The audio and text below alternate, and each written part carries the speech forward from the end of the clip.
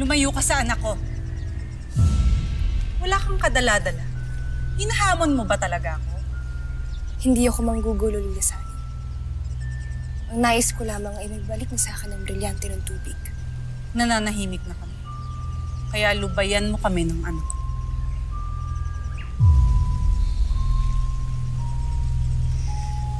Napakaganda ng iyong anak, Lila Sally. Alam na ba ni Hagar na isinirang niyo ng inyong anak? O nais mong ako ang magbalita sa kanya? Iyon ay kung hindi mo sa akin ibabalik ang brilyante ko.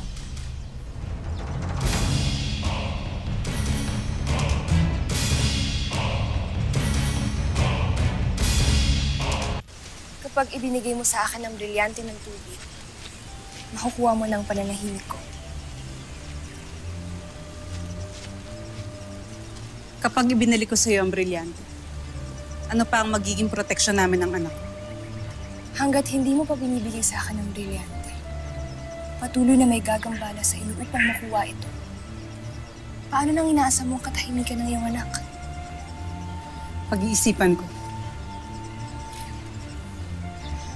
Babalik ako bukas, Lila Sally. Aasahan kong hindi mo ko lilinlangin o tatakasan.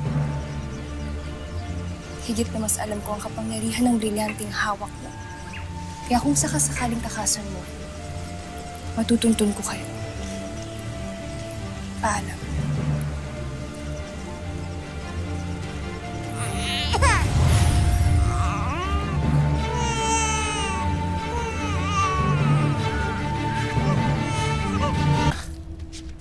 Nagawa pang bumalik sa kuta ng mga tulisan.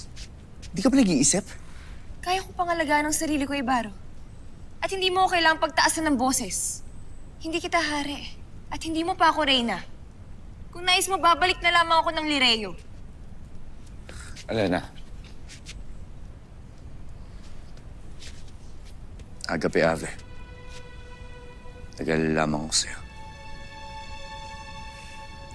Hindi ka na dapat nababahala, Ibaro. May usapan kami ni Lila Sally.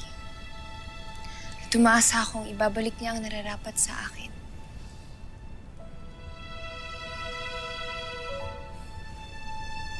Hindi ko ibabalik kay Elena ang brilyante ng tubig.